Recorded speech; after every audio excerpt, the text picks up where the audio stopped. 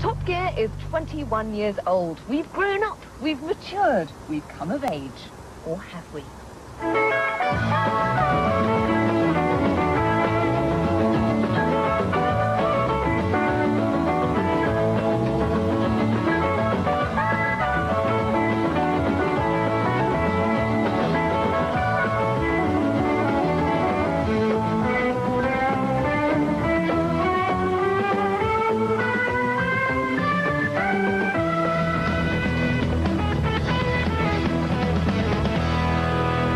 Welcome to Top Gear once again.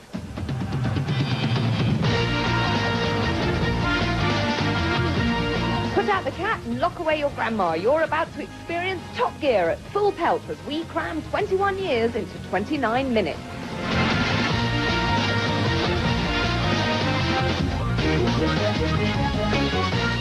Yes, the show for Motor Maniacs is 21. Well, actually, it's 22, because for the first 12 months, Top Gear was a regional programme reserved for the people of Birmingham. And its very first presenter back then was a newsreader making the long haul from Television Centre in London up the M6 to Pebble Mill. I'm a great believer in driving on mirrors. I've got 3 mirrors in this car. I've got a mirror over there on the left-hand wing, central mirror, the reversing mirror, and again a mirror here on the right-hand wing, which means that I really do have 365 degrees vision. Appropriately enough for a car programme, Top Gear has seen many changes in direction, and the presenters have always had their views of where it should be going. It was a general programme, I think far more general than it is now, in that it had a lot more to interest people who are interested in motoring, rather than people who, who kind of want, toys for the boys and speed machines. You have to open that door to reach in and open the back. It's logical, really, isn't it? I was a bit of a contrast to Angela Rippon, who I got on with really well, but had a slightly school-mum approach to her presentation, and maybe I was seen as a bit of a wild card because I had longer hair. I mean, recently, one of my daughters saw a clip of something I was doing in the late 70s and rushed in and said, "Mum, come quickly, there's a girl on the telly who looks like Dad."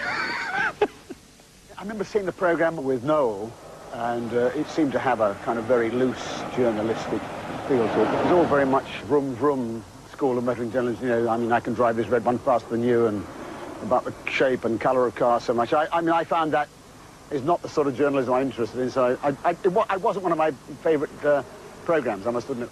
My earliest recollections of Top Gear was of this rather technical programme where you had people who would put their arm on their legs up on a wheel like this and be expansive about bits of cars. This little car here really completes the new Lancia family. I used to put my foot up on the bumper of the car. I used to remember what I was talking about, just to break up the formal line, make it more informal. And they'd walk around with maybe a carburettor or a fuel injection pump in their hands, and it was an absolute cure for insomnia. I remember watching, I think it was Sue Baker, driving an M635 BMW in the south of France. And everything was perfect. And she kept going on about how the trip computer was too far away. And I'd like to see that moved up nearer to the other instruments. I was thinking, well, yeah, I suppose if you look, it might just be too far away, but it's a 286 horsepower car and it's the south of France, just enjoy it. It's all very easy being wise after the event, but how did they all make their mark when they first stepped in front of the camera? This year, 1981, the pundits expect around 1.4 million cars to be sold. The point is, when you turn up to the car showroom with your hard-earned cash in your fist and you drive off in your shiny new pride and joy, would it have crossed your mind that the car could have spent many months standing round in conditions like this? Well, I was quite angry, and it's always easy to be, relatively good in doing a report if you're angry about something. And I think we physically changed the way the industry regarded their new car stocks. Chris Goffey broke his leg in an accident and he was supposed to drive this Formula First racing car. Top Gear said, well, carry on, do the series, but we won't show your plaster cast. You won't show...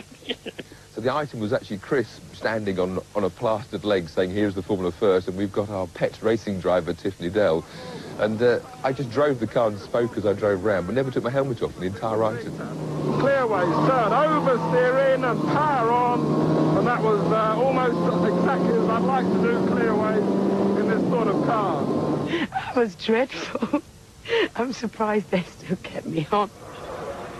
I'm as nervous as I am excited, which I think can't be too bad. I was racing, which was great, in a Mark II Golf in the Slick 50 Championship down at Brands Hatch. So not only did I race, but I also had to do in-car commentary whilst racing. Come on, Mick. Come on, babe. Go, go. Yes, she's on the grass. OK, we've done it. Come on. And I'm sure there are quite a lot of cuts on the floor that didn't make it in. I was really lucky because my very first item was actually a Ferrari, which was quite fantastic. I remember it being incredibly cold. That's an abiding memory of Top Gear. You're always incredibly cold. But the experience of driving a Ferrari, I guess it's rather like your first real kiss, you know, it's something you never really forget. I have to say, it's only afterwards it struck me that if I put the thing around a lamppost, it would be a rather quick end to a career, I suppose. Well, the original reason they wanted me on Top Gear was to do kind of consumery investigative stuff. But Watchdog were really doing that better. So they wanted somebody to be naked more often. My first piece I was in a sauna, then I went to do limousines, and I was naked in the back of the jacuzzi. And then the full big frontal, which was the new classic car show, which was so funny because everybody, even the film crew, had to be naked for that. I've got you under my skin. It was the first time I'd been thinner than the rest of the people there, because you know what Americans are like. And I thought that was going to be great for my career, but now I star in porn films, which is what's paid for my car here. Despite its Brummie roots, the series always spoke with a distinctly southern accent. It couldn't last. And in 1993, as in 1923, BMW continued to offer an air-cooled, horizontally opposed, shaft-driven motorcycle. And this is it. I thought, I'm on the BBC, so I best speak proper. And I do a telephone voice all the way through the item. I think a lot of people would be surprised, but I kind of stand next to this bike and go,